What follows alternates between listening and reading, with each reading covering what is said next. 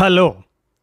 కానమోకు కథావచనం మోహనవచనం పరిజ్ఞాన హితబాండం నిత్య చదువరి శ్రోతలకు ఆహ్వానం నమస్కారం.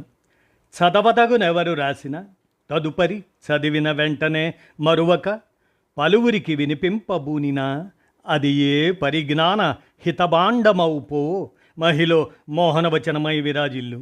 పరిజ్ఞాన హితబాండం లక్ష్యం ప్రతివారీ సమాచార హక్కు. ఆస్ఫూర్తితోనే ఇప్పుడు కులం తోక గౌరవమా గర్వమా అనేటువంటి ఈ అంశాన్ని మన కానమోకు కథ వచ్చిన శ్రోతలకు మీ కానమోకు స్వరంలో ఇప్పుడు వినిపిస్తాను. ముఖ్యంగా రహంతుల్లా, సత్య కలకోటి, రమేష్ల స్ఫూర్తిగా కులం తోక గౌరవమా గర్వమా. ఇక వినండి. తల్లిదండ్రి నన్నడిగి కన్నారా, నా పిల్లలే నన్నడిగి పుట్టారా, పాపం పుణ్యం నాది కాదు పోవే పిచ్చి కులమమ్మా, నా పేరైనా కులమైనా వేరెవరో పెట్టినదే గదమ్మా, ఎందుకీ వాదాలు తగాదాలు నాకొద్దు పొమ్మా. నన్నన్నను నిన్నన్నను నిన్నేనని నేనన, నిను నేనెన్నను నిన్నెన్నను, నిన్నే నన్నెన్నన్నా, నన్నేనను నిను నేనన్నన్నా. నన్ను విమర్శించినా నిన్ను విమర్శించినా ఆ విమర్శలు అన్నగా నీకే చెందుతాయని నేననగా నీతో ఏకీభవించను. నీకు వచ్చిన విమర్శలు నీకే, నాకు ఎన్ని విమర్శలు వచ్చినా నాకే అన్న నిన్ను ఏమి అనక అంగీకరిస్తాను అన్నయ్యా.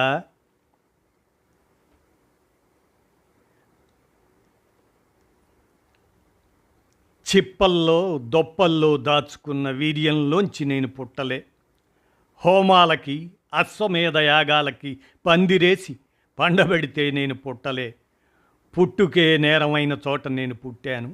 ఉన్న ఫలంగా నా వాడంతా సామూహికంగా సజీవ దహనమవుతుంటే కాలుతున్న ఆ కమురు వాసనలోంచి నేను పుట్టాను. ఉన్న చోట తినక, తిన్న చోట పండక, కడుపు చేత పట్టుకొని తిరిగిన ఓ కల్పవల్లి, కడుపులోని పేగుల ఆకలి మూలుగులోంచి నేను పేగు తెంచుకు పుట్టాను. నా పుట్టుక ఒక విప్లవం, నా పెరుగుదల ఒక విధ్వంసం, నా ప్రశ్న ఒక విస్ఫోటనం. కామానికో కాపురానికో నేను పుట్టలేదు, ప్రకృతి ధర్మానికి నేను పుట్టాను. నేనొక బలమైన కారణం చేత ఈ భూమి మీద పడ్డాను. అధర్మ యుద్ధంలో పరాజితులైన నా జాతి బిడ్డల మెదళ్ళని పోస్టుమార్టం చేయడానికి అనార్యునిగా, నా ఆరెతో ఆర్యుల మెదళ్ల మోసాలను తొలచడానికి నా పని కత్తితో ఆ మనువుగాడి కుట్రల పొట్టల్ని పొరలుగా పగల చీరడానికి నేను పుట్టాను. నా పుట్టుక ఒక విప్లవం అనేటువంటి సత్య కలకోటి స్ఫూర్తితో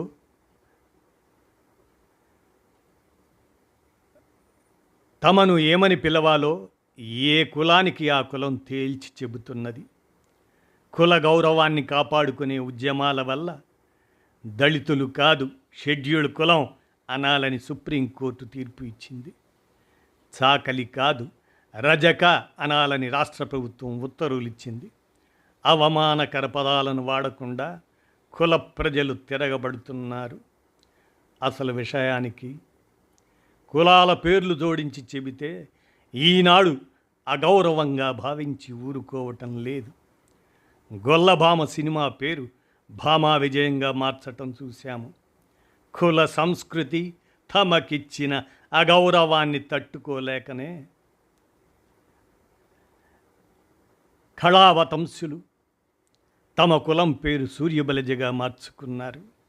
ఆ గౌరవ మూలాలు గుర్తుకు రాకుండా, గుర్తులు లేకుండా చేయటం కోసం భాషా పదాల మార్పు నిర్మూలన చేయక తప్పదు. మన కులాల నామకరణాలకు ఎన్నుకున్న ప్రాతిపదికలు, మూలాలు మానవ హక్కుల పరంగా సరిగా శాస్త్రీయంగా లేవు. నిచ్చెన మెట్ల వ్యవస్థలో ఎవరి కులం పేరును వాళ్ళు గర్వకారణంగా భావిస్తూ కాపాడుకుంటున్నారు. అందువలన కొన్ని సంవత్సరాల నుండి కుల, జాతి, గౌరవ ఉద్యమాలే వస్తున్నాయి. కులాల పేర్లు ఎత్తకుండా భాషను జనమే మారుస్తున్నారు కూడా. సామెతల్లో చూస్తే మూఢనమ్మకాలు, కుల వివక్ష, అవహేళన కూడా ఉన్నాయి.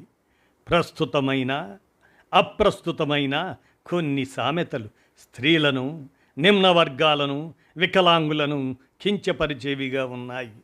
ఇప్పటికే అనేక పుస్తకాల్లో కొన్ని వేల సామెతలతో పాటు ఇవి కూడా గ్రంథస్థమై ఉన్నాయి. ఇప్పుడు వీటిని మనం వాడలేము, వాడితే ఊరుకోరు. ఆ కాలంలో చెల్లాయేమో కానీ ఈనాడు ఏ విధంగానూ సమర్థించలేని అశాస్త్రీయ సామెతలు అవే ఇవి. నల్ల బ్రాహ్మడిని, ఎర్ర కోమటిని నమ్మకూడదు. ముందు పోయే ముతరాజు వాడిని, వెనక వచ్చే ఈడిగ వాడిని నమ్మరాదు. నీకుడు నిన్ను తిననిస్తే నేను కమ్మనెలా అవుతాను? తుమ్మను నమ్మినా కమ్మను నమ్మకు. రెడ్లున్న ఊరిలో, రేచులున్న కొండలో ఏమీ బతకవు. తురకల్లో మంచివాడెవరంటే తల్లి కడుపులో ఉన్నవాడు, గోరీలో ఉన్నవాడు. మాలవాని మాట నీళ్ల మూట. చాకలి అత్త, మంగలి మామ కొడుకు, సాలోడైతేనేం సాతానోడైతేనేమి. నమ్మి నా పెళ్ళికి ఎదురు రాకు. నియోగి ముష్టికి బెనారస్ సంచా. మాలలకు మంచాలు, బాపలకు పీటలా. మాలబంటుకు ఇంకొక కూలిబంట. ఉల్లిపాయంత బలిజ ఉంటే ఊరంతా చెడుస్తాడు. ఓరి రజక చక్రవర్తి అంటే అంత పేరు మాకెందుకు దొరా, మీకే ఉండనివ్వండి అన్నాడట. సమాజానికి సజీవ సాక్ష్యం భాషలోని సామెతలు. ఇలాంటి కులజాడ్యపు భాషను, అందరినీ సమానంగా సంస్కారంగా పలకరించలేని భాషా పదాలను నిర్మూలించాలి. భాషలో పలకరింపులో పెట్టే పేర్లలో ఇన్ని కులాల పట్ల గౌరవం, పదజాలంలో సభ్యత కూడా ఉండాలి. ఇటీవల చాకలి, చాకలోడు అని పిలవడాన్ని రాష్ట్ర ప్రభుత్వం నిషేధం విధించింది. ఇకపై రజకులను ఆ పేర్లతో పిలిస్తే భారత శిక్షా స్మృతి 1980 ప్రకారం శిక్షార్హమవుతారు. బీసీ సంక్షేమ శాఖ ఆ విధంగా ఆ ఉత్తర్వుల్ని ఇవ్వడం జరిగింది. అలాగనే నాయీ బ్రాహ్మణుల కులవృత్తి క్షవరాల్లోకి ఇతరుల చొరబాటు తగదని నాయీ బ్రాహ్మణులు తమ సెలూన్ షాపులను మూసివేసి నల్ల రిబ్బన్లు ధరించి నిరసనలు తెలిపారు. ఆ నిరసనలో క్షౌర వృత్తిదారులు మాట్లాడుతూ నాయీ బ్రాహ్మణులు క్షవర, బ్యూటీషియన్ కేంద్రాలు నిర్వహిస్తూ జీవనం సాగిస్తున్నారన్నారు. కానీ ప్రస్తుతం ఇతర కులాల వారికి ఈ వృత్తిలో శిక్షణ ఇవ్వడం తమ జీవనోపాధిని దెబ్బతీయడమేనన్నారు. క్షవర వృత్తిని నాయీ బ్రాహ్మణులే చేసుకునేలా చేయాలని ప్రభుత్వాలకి అర్జీలిస్తున్నారు.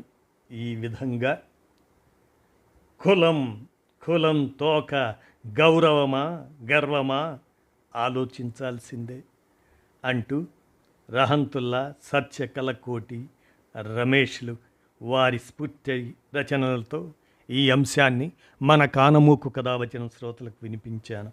కులం తోక, గౌరవమా గర్వమా అనేటువంటి అంశాన్ని విన్నారుగా. ఆలోచించండి. ధన్యవాదాలు.